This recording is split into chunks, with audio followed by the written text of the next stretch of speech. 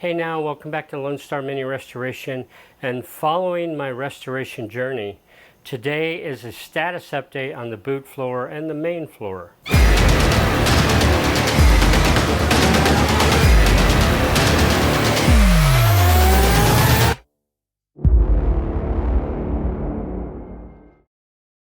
Okay, now that I'm back on the shell, I have a little mojo going. And of course, thank goodness I have filmed most of my progress to date. Every time I think I'm going to just stop filming, I realize I go to do the next step and I'm thinking, okay, what happened here? It's like, oh, I've got a video I can go watch and kind of get a clue. And thankfully that I've done that. And so I have to continue filming my restoration. Now, I may not film all the details, and right now I'm just going to go back and show what I've done. And any issues that I've had or haven't had. But so far, I've started back in the back end with the boot floor, and I'm working forward, and I'll show you what I've done. As you can see here, the boot floor is pretty much in place. Now, because this is really the first time that yes, I have check fit it before, but it was really just a cursory check fit. Now that I'm actually check fitting it for actual installation, there is more, what do you guys call it? You say fettling. There's more fettling involved, and because up until now I've not had to do any fettling, yeah, I'm wondering if what I'm doing is correct. But anyhow, this is what I have. And let me just say, the first thing right off the bat, I do not like sheet metal screws.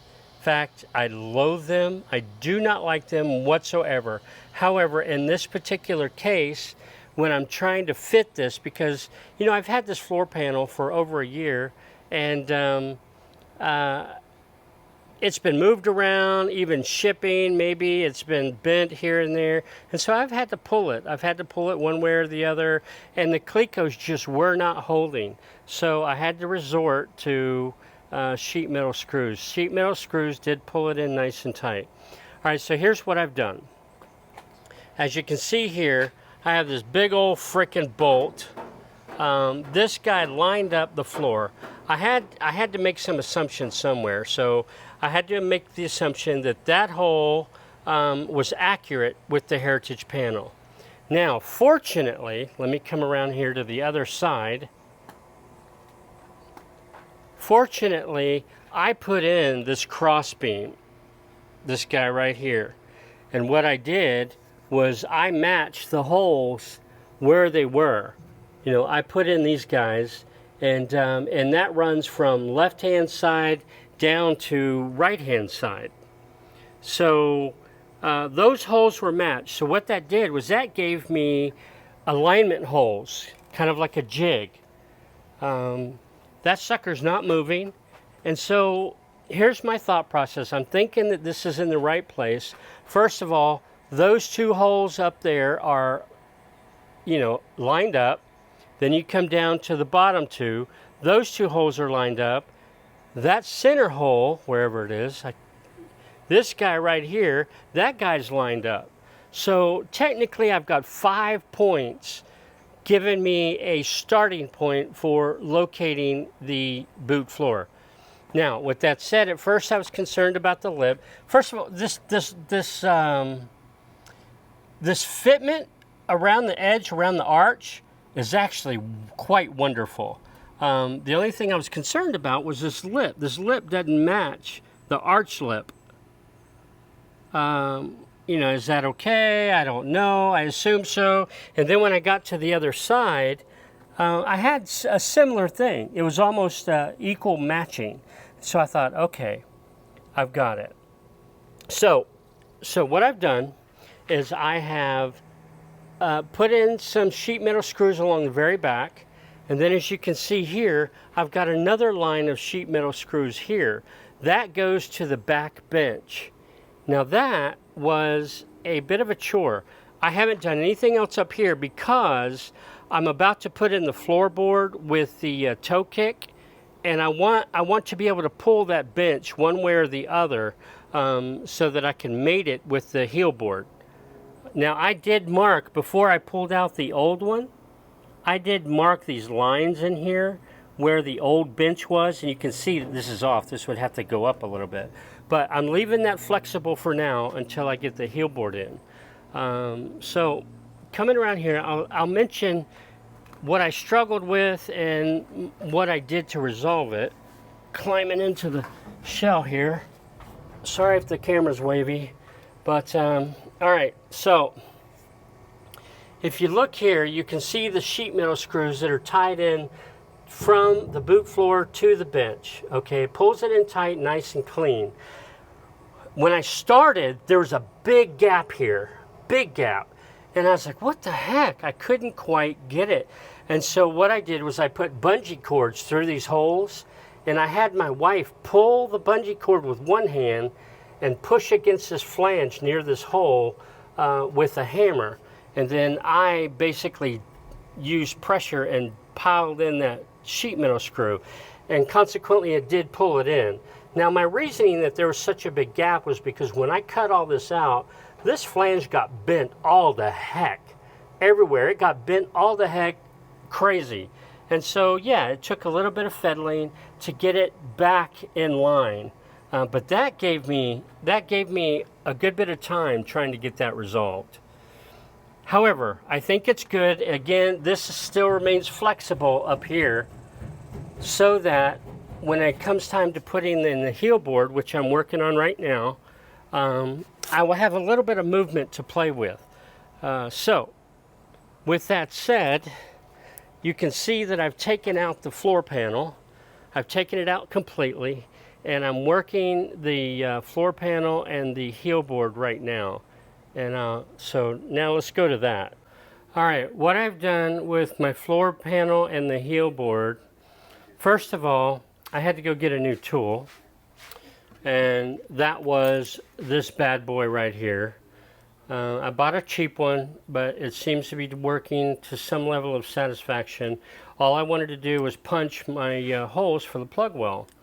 Well, what I did initially, is I marked off all these flanges where I thought I was going to do spot welding, and I ground down all the E-coat thinking, all right, this is good, I'll mark it. And then I realized there's no way in heck I'm going to be able to use my spot welder for this bottom flange and this top flange. So I was like, what the heck? So then I was about to start drilling holes for plug welding, and I didn't want to go through the process of having to sand down all the burrs and everything else. So I went and bought that cool tool, which has done a fantastic job. In addition to that, once I popped the holes, once I popped the holes with this bad boy, on one side I did have to go back with a little flapper disc and just barely, there were some minor burring, but I wanted to clean that off because I wanted a nice tight fit here between the new floor panel and the heel board. So I did that. After I did that, then I put some weld-through primer all on here. I wanted something. I could have just painted it, I guess, but I put weld-through primer for now. I am not done with primer. I have ordered some high zinc concentrated 95 or maybe it's 98% zinc rated primer that I will spray through after I do the welding, but that's for the next video. Well, also what I did was I put the cross beam back in. I wanted to get this floor is flapping like a bird, so I put some rigidity back into it so that when I'm going to weld the heel board onto the floorboard first. I think that's a safe bet. I can do that without fear of anything twisting. So, but I wanted to put some rigidity back in it, so I put the cross beam on it. I have this currently temporarily clamped, and I will start my very first spot weld or plug weld is going to be right here at the tunnel, and then I'll kind of go left, right, left, right, left, right. I'll work out. I don't want any buckling going on or gapping, unwarranted gapping going on. And just a note, this crossbeam, I had to look at my videos. At first I couldn't figure out quite where it went because there's some holes in it that I thought lined up with my A-lot what I call my A-lot jig system, but they don't. Thankfully, I had located it on my last video a year ago, and so I just picked up the holes with Clecos there, and it's nice and it's nice and rigid right now. But the note that I wanted to make, I cleaned this off a year ago, and I'll bring the camera in real quick just to show you we don't have the same rust issues here in Texas that maybe some of my friends in England have, because I cannot detect any surface rust whatsoever, and it's been a year. It's been uncovered, it's not primed, it's been a year. So it's actually quite nice. Just, I don't know, just a comment, just a note. But yeah, let me bring you into that real quick. All right, so look at this shiny metal. This is when I cleaned up a year ago with both a nylon wheel and a flap disc, and look how pretty. I mean, the metal is pretty. Yes, it's dusty and dirty. However, even on the sides, it's pretty clean, right? That's pretty. That's awesome. I think that's fantastic. But thankfully, I had located, pre-located. These are the holes. This hole here, that one, and that one, I thought should line up with my A-lot jig, but they don't. That's where I started. I was like, what the heck? What's going on? And then I had to figure it out. But nice and pretty metal, cleaned a year ago. Yes, it's dirty and dusty, and so is my floor pan. Look at that, it's all dirty and dusty. That's my plan. I think my floorboard is located accurately. I will put, after I get this semi-attached back on the shell, I will put my rear subframe in and start checking everything relative to the heel board, the floorboard, all that stuff. But that's it for now. So thank you for joining in on my restoration journey. All right, bye just now.